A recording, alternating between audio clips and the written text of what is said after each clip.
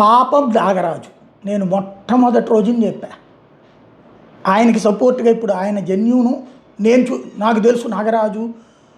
నాకు బాధ అనిపించేది ఏంటంటే, సబ్ ఇన్స్పెక్టర్లుగా వీళ్ళందరూ ఉన్న టైంలో నేను అక్కడ మొట్టమొదట నా జర్నలిజం కెరీర్ స్టార్ట్ అయినటువంటి టైంలో వీళ్ళందరూ సబ్ ఇన్స్పెక్టర్లు. నాగరాజు, రత్నం రాజు, తర్వాత పల్లం రాజు, జయసూర్య, వీళ్ళందరూ కూడా అప్పుడు సబ్ ఇన్స్పెక్టర్లుగా చేసిన వాళ్ళు, తర్వాత సీఐలుగా వెళ్ళిన వాళ్ళు, ఇట్లాగా ఎదిగినటువంటి వాళ్ళు. సుదీర్ఘకాలం పట్టింది వాళ్ళు ఆ పొజిషన్స్కి రావడానికి. కానీ వాళ్ళు ఎంత జెన్యూన్ అంటే, ఆ రోజుల్లో డబ్బులు తీసుకోవటానికి అవకాశాలు ఉన్న రోజుల్లో కూడా తీసుకున్నటువంటి వాళ్ళు, ఒక క్రమశిక్షణతో పనిచేసినటువంటి వాళ్ళు.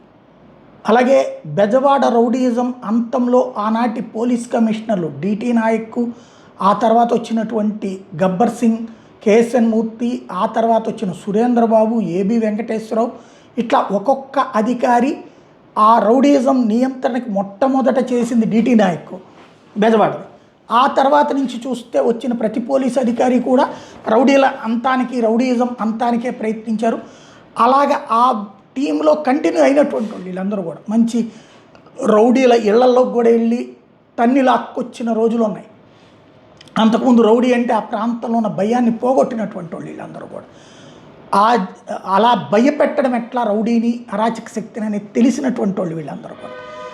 ఇక్కడ పాపం అని ఎందుకు అంటున్నానంటే, మామూలుగా అయితే ఒక వ్యక్తిని చంపి తగలబెట్టేస్తే బూడిద కూడా ఇవ్వకపోతే దారుణమే. కానీ ఇది నాగరాజు వ్యక్తిగతమైనటువంటి కేసా? అతన్ని అందులో ఆయన పాత్ర లేకుండా ఉంటుంది అనేది నేను అన్నాను. కానీ ఇవాళ బలిపశువు ఆయన కదా. ఎవరో చెబితే కోర్టు అనేది ఒక చిన్న పార్ట్, అందులో ఎవరో గట్టి ఒత్తిడి చేయకుండా తెచ్చి అంత హింసించం. మామూలుగా కొడతారు, అరాచక శక్తిని కొట్టకుండా ఉండాలని కూడా నేను అన్నాను.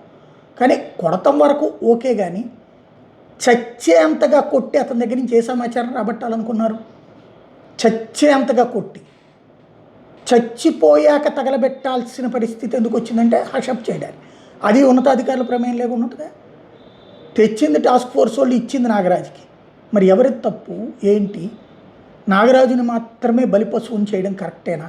ఇప్పుడు మనం ఎవరైతే ఆయనకి మద్దతుగా చేస్తున్న వాళ్ళు కూడా ఎంతసేపటికి ఆ నిందితుడి వెధవ కాబట్టి ఏం చేస్తాం తప్పు లేదంటున్నారు. కానీ నాగరాజుని బలిపశువుని చేస్తున్నది వ్యవస్థ, సొంత పోలీస్ వ్యవస్థ, ఉన్నతాధికారులు, ప్రభుత్వము. ఎవరో ఒత్తిడి లేకుండా అయితే ఇంత జరుగుతుందా? ఇది అసలు ఆలోచించట్లేదు.